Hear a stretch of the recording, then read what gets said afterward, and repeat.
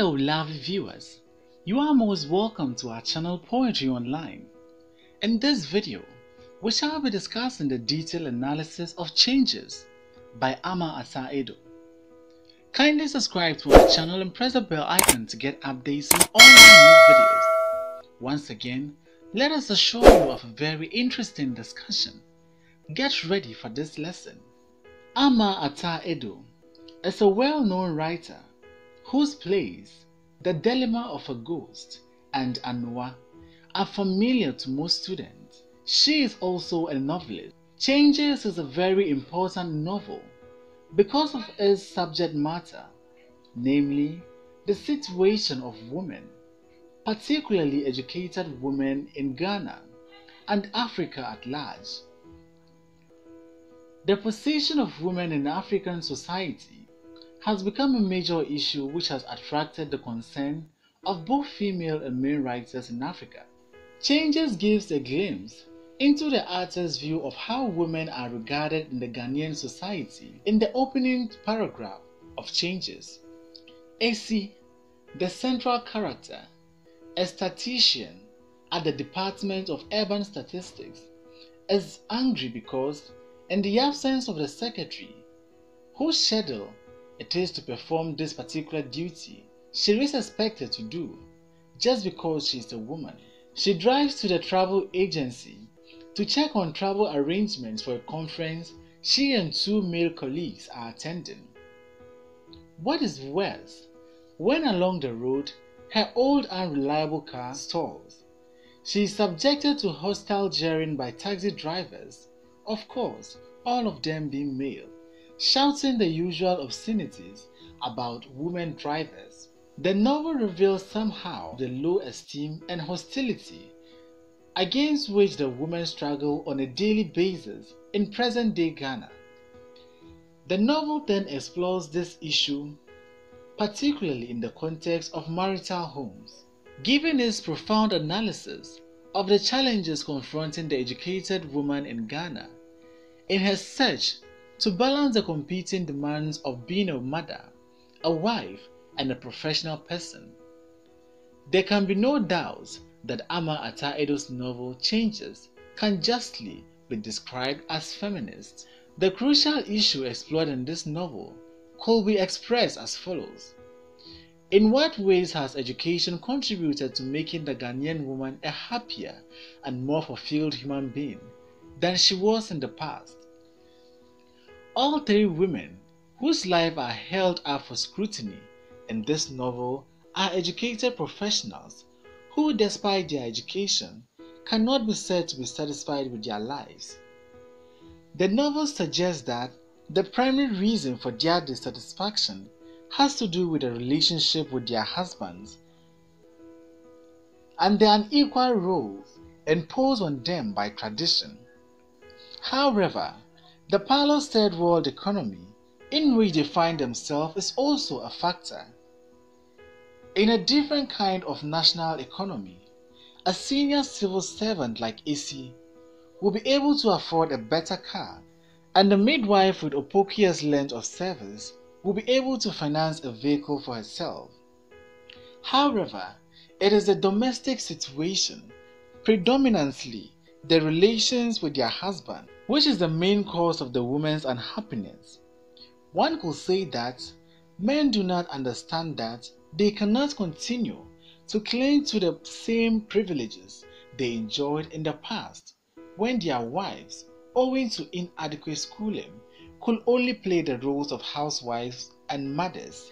As far as the old woman Nana, who is AC's grandmother, is concerned, nothing has changed between men and women, and whether it is a polygamous marriage or a monogamous one, women have always been sacrificial victims on the altar of men's egos. Men, she says, were the first gods of the universe, and they were devouring gods who, in order to fulfill themselves, need to have women regularly sacrificed. Women, according to Nana, have had to deny their own potentials in order that men might accomplish their achievement. The old woman wonders if this unjust relationship will ever change, and comes to a rather pessimistic conclusion. Change can only come as a result of great thought and action, and she does not think that men in particular will ever bother to try. The attitudes of the husbands of the three main female characters bear out the old woman's belief. Oko, Ace's husband, is the headmaster of a high school, an enlightened man, but is unable to understand a wife who demands as much time and space to pursue her career ambition as men have always taken for granted. He wonders if indeed his wife is an African woman, and decide on one fateful morning to put her in a place to show her who is boss by raping her. The rape served as a pivotal moment in the life of AC. Outraged by this deed, she decides to call an end to a marriage, but just as significantly, she realizes that there is no expression in her Fanti language or any African language she knows for what her husband has done to her. She takes that to mean that women in the past did not recognize marital rape as an affront and a violation. Their bodies were available to their husbands whether they themselves were willing or not. The author uses the incident of marital rape to show how far some women have come in the fight to gain control over their bodies. An affront, which had no name and was thus not recognized, can now be named for what it is. Ace's recognition that sex, even in the context of marriage, has to be mutually consented to is likely to remain a vain awareness unless it is brought out of the novel and onto the public domain by being discussed at a national level. Opokie's husband, Kubi, is in many ways the conventional Ghanaian middle-class husband. Blessed with a wife with a very tolerant temperament, he gets comfortably away with the usual Ghanaian marital peccadories. He does not touch any housework. He always comes home late after work. He asks his wife to meet him at an agreed place and then forgets all about her. He is not entirely without consideration for his wife. However, for we are told that Kubi was quite sensitive to Opokie's moods, his wife does not qualify for a car loan from the government, finds it totally unreasonable that Kubi would not let her use his car for errands which are necessary for the family's well-being, preferring to keep the car parked in an allotted spot at his office. Challenged by his frustrated wife, he insists it is a question of ethics. Clearly, Kubi does not have enough consideration for his wife to save her the stress of going around Accra by public transport when she could be using his car. Ali, the charming husband of Husseina, the third of the novel's three educated wives, poses the most difficult challenges to his wife. A trained teacher, Husseina accompanies her husband to UK, where she is obliged to remain at home and look after their children, while he studies for a master's degree in economics and business administration. By the time they return home, he is much more educated than she is, and is soon earning more money to take care of her and his children, making it unnecessary for her to return to the classroom as a teacher. To give her something to do while allowing her enough time to look after their children, Ali sets up a kiosk, from which she is rumored to be earning more money than the supermarkets in town. But what is wrong with the way Ali treats his wife?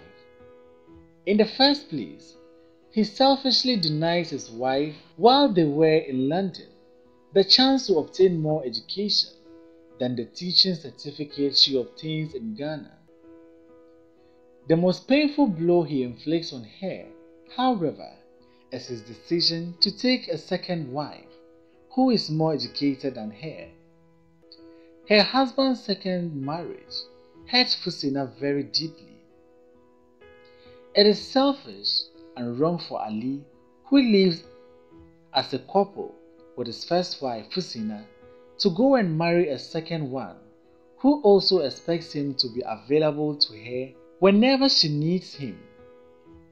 In the end, he is unable to sustain the marriage because Essie, the second wife, cannot put up with his almost perpetual absence. The problem with Ali is that he wants to be a polygamist in a situation in which polygamy will not work for him. It is true that all three women, time has brought them professional achievement, seems to have stood rather still for their husbands, who are therefore insensitive to their needs and feelings. While Opokia and Fusina choose to remain in their marriages, Essie is less compromising. Through her, the question the author poses is, what kind of love or even companionship is available to the modern Ghanaian woman who wants freedom to pursue her career to the best of her abilities? Monogamy seems to take too much of her time and attention. Polygamy does not work either. It does not offer enough companionship, and in a world of predatory men who only see women as objects of ego-boosting sexual conquest, she can hardly risk an out-of-wedlock relationship with a man. A good man is hard to find in Ghana, so the woman who wishes to be independent and keep her self-respect must be prepared to be lonely. The place of motherhood in the life of the modern Ghanaian woman is another issue raised by Ama Ata Edo in her novel Changes. And once again, the issue finds its sharpest expression in the character of Essie. Opokia with her 4 children and Fusina with 3 seem not to find motherhood so difficult a responsibility. This is probably because both women, despite their education, are prepared to live within the traditional rules regarding motherhood. Essie is different. Perhaps the author puts her in the novel to demonstrate to readers that, contrary to the popular belief, not all women enjoy motherhood and not all cut out to be good mothers. She decides that she has space in her life for only one child, and though her husband would have loved more children, she stops at only 1. Furthermore, she is only too happy to deposit 1 child with her mother-in-law. Obviously, she is an African woman who does not believe that a woman's primary function is to be a mother. In conclusion, we can say that Essie Setchi represents a new kind of Ghanaian woman through whom the author explores a number of issues relating to educated women in contemporary Ghanaian society. Thanks for watching this video. Please don't forget to like, comment, subscribe and share this video.